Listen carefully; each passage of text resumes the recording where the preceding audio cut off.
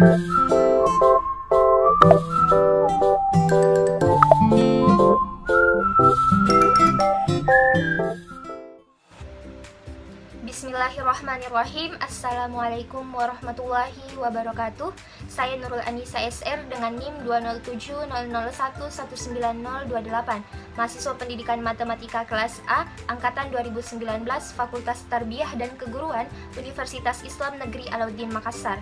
Nah, pada kesempatan kali ini saya akan memaparkan salah satu materi pada mata kuliah pengembangan kurikulum dan pembelajaran, yaitu hakikat belajar, mengajar dan pembelajaran, memahami ciri belajar, dan prinsip pengajaran. Baik, langsung saja kita masuk ke pembahasannya. Nah, yang pertama, hakikat belajar. Dalam Kamus Besar Bahasa Indonesia, arti belajar yaitu berusaha memperoleh kepandaian atau ilmu. Definisi ini mengandung pengertian bahwa belajar itu merupakan suatu kegiatan untuk mencapai kepandaian atau ilmu. Kemudian pengertian belajar menurut Omar Hamalik, beliau mengatakan bahwa belajar adalah modifikasi atau memperteguh kelakuan melalui pengalaman. Jadi menurut pengertian ini, belajar merupakan suatu proses, suatu kegiatan dan bukan suatu hasil atau tujuan. Di mana belajar bukan hanya mengingat, akan tetapi lebih luas dari itu, yakni mengalami. Di mana hasil belajar bukan suatu penguasaan hasil latihan, melainkan pengubahan kelakuan. Kemudian, definisi belajar lainnya yaitu belajar merupakan kegiatan yang dilakukan secara sengaja atau tidak sengaja oleh setiap individu, sehingga terjadi perubahan dari yang tidak tahu menjadi tahu, dari yang tidak bisa berjalan menjadi bisa berjalan, kemudian dari yang tidak bisa membaca menjadi bisa membaca, dan lain sebagainya. Jadi belajar adalah suatu proses perubahan individu yang berinteraksi dengan lingkungan sekitarnya ke arah yang baik maupun tidak baik. Jadi berdasarkan beberapa pengertian atau definisi belajar yang disebutkan, maka dapat kita simpulkan bahwa belajar itu adalah perubahan tingkah laku pada individu-individu yang belajar, di mana perubahan itu tidak hanya berkaitan dengan penambahan ilmu pengetahuan saja, tetapi juga berbentuk kecakapan, keterampilan, sikap, pengertian, harga diri, watak, penyesuaian diri, dan lain sebagainya. Jadi dapat dikatakan bahwa belajar itu sebagai rangkaian kegiatan jiwa raga yang menuju perkembangan pribadi manusia seutuhnya. Next. Adapun Saud mengemukakan tujuan belajar ada 4, yaitu yang pertama, belajar bertujuan mengadakan perubahan di dalam diri, antara lain tingkah laku. Yang kedua, belajar bertujuan mengubah kebiasaan dari yang buruk menjadi baik. Yang ketiga, belajar bertujuan untuk mengubah sikap dari negatif menjadi positif.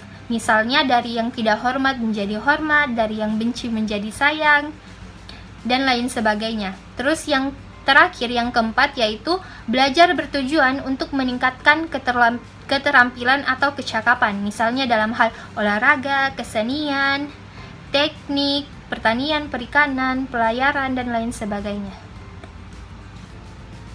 Next, adapun klasifikasi hasil belajar menurut Benjamin Bloom, yang pertama yaitu ranah kognitif, yaitu berkenaan dengan hasil belajar intelektual yang terdiri dari 6 aspek yang meliputi antara lain pengetahuan, pemahaman, aplikasi, analisis, sintesis, dan evaluasi. Yang kedua, ranah psikomotorik, yaitu yang berkenaan dengan hasil belajar yang berupa keterampilan dan kemampuan bertindak, di mana terdiri dari 6 aspek yaitu gerakan refleks, keterampilan gerak dasar, kemampuan perseptual, ketepatan, keterampilan kompleks, dan gerakan ekspresif dan interpretatif. Yang ketiga, ranah afektif, yaitu yang berkenaan dengan sikap yang terdiri dari 5 aspek yaitu penerimaan, jawaban, penilaian, organisasi, dan internalisasi. Next, adapun materi yang kedua yaitu mengajar dan pembelajaran. Nah, menurut Wina, beliau menjelaskan bahwa kata teach atau mengajar berasal dari bahasa Inggris kuno yaitu teachem. Kata ini berasal dari bahasa Jerman kuno yakni taikjan yang berasal dari kata dasar taik yang berarti memperlihatkan. Kata tersebut juga ditemukan dalam bahasa Sanskerta, dik, yang dalam bahasa Jerman kuno dikenal dengan Deik. Istilah mengajar teach juga berhubungan dengan token yang berarti tanda atau simbol. Nah, bahasa Inggris kuno mengartikan bahwa teachem adalah to teach, mengajar, sehingga token dan teach secara historis memiliki keterkaitan. Definisi to teach, mengajar, dilihat dari asal-usul katanya, berarti memperlihatkan sesuatu kepada seseorang melalui tanda atau simbol, di mana penggunaan tanda atau simbol itu dimaksudkan untuk membangkitkan atau menumbuhkan respons mengenai kejadian, seseorang, observasi, penemuan, dan lain sebagainya. Nah, sejak tahun 1500-an, definisi mengajar, teaching, mengalami perkembangan secara terus-menerus. Next. Nah, adapun simpulan pengertian mengajar menurut beberapa ahli, yaitu mengajar adalah memberikan pelajaran sebaik-baiknya kepada seseorang agar mereka memperoleh sebuah pengalaman sesuai dengan kemampuan yang dimiliki setiap individu tersebut. Maka dari itu, mengajar juga harus memperhatikan perbedaan tingkat kemampuan yang dimiliki setiap individu karena mereka mempunyai kemampuan potensial seperti bakat dan intelijensi yang berbeda. Next. Nah, adapun Hamzah menjelaskan bahwa mengajar harus mengikuti prinsip psikologis tentang belajar. Kemudian para ahli psikologis merumuskan prinsip bahwa belajar itu harus bertahap dan meningkat. Oleh karena itu, dalam mengajar haruslah mempersiapkan bahan yang bersifat gradual, yaitu yang pertama dari sederhana kepada yang kompleks, yang kedua dari konkret kepada yang abstrak, yang ketiga dari umum atau general ke yang kompleks, kemudian dari yang sudah diketahui fakta kepada yang tidak diketahui konsepnya atau bersifat abstrak. Nah, selanjutnya adapun beberapa prinsip umum tentang mengajar menurut Hamzah, yaitu yang pertama, mengajar harus berdasarkan pengalaman yang sudah dimiliki siswa.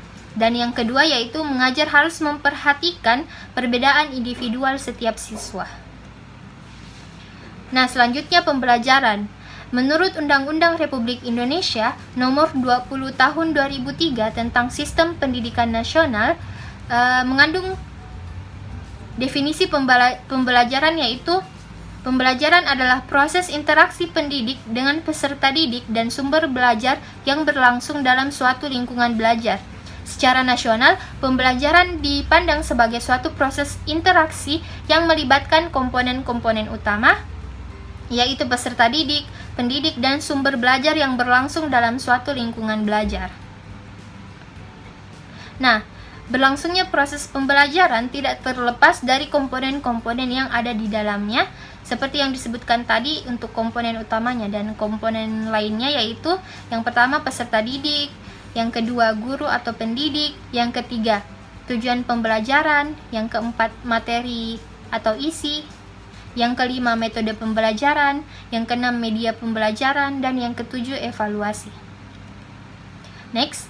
Nah, selanjutnya adapun metode pembelajaran yang dilakukan dalam kegiatan belajar mengajar, diantaranya yang pertama metode ceramah, yang kedua metode tanya jawab, yang ketiga metode diskusi, yang keempat metode pemberian tugas atau resitasi, yang kelima metode demonstrasi dan eksperimen, dan yang keenam metode simulasi. Nah, materi yang ketiga itu mengenal ciri belajar dan prinsip pengajaran. Nah, adapun ciri-ciri belajar ada 3, yakni yang pertama, belajar harus memungkinkan terjadinya perubahan perilaku pada setiap individu. Kemudian yang kedua, perubahan itu harus merupakan buah dari pengalaman. Yang ketiga, perubahan tersebut relatif menetap. Nah, yang terakhir yaitu prinsip pengajaran, di mana prinsip-prinsip pengajaran sangat berkaitan dengan segala komponen pengajaran, di mana menyangkut bagaimana peranan guru dalam pengajaran, apa, mengapa, dan bagaimana supaya peserta didik dapat terlibat aktif dalam pembelajaran. Nah, adapun prinsip-prinsip pengajaran itu antara lain prinsip aktivitas, prinsip motivasi, prinsip konsentrasi, prinsip individualistis, prinsip kebebasan, prinsip peragaan, prinsip kerjasama dan persaingan, prinsip apersepsi, prinsip korelasi, prinsip efisiensi dan efektivitas, prinsip globalis, dan prinsip permainan atau hiburan. Nah, mungkin itu saja yang dapat saya sampaikan pada video kali ini. Kurang dan lebihnya mohon dimaafkan. Syukron. Wassalamualaikum warahmatullahi wabarakatuh.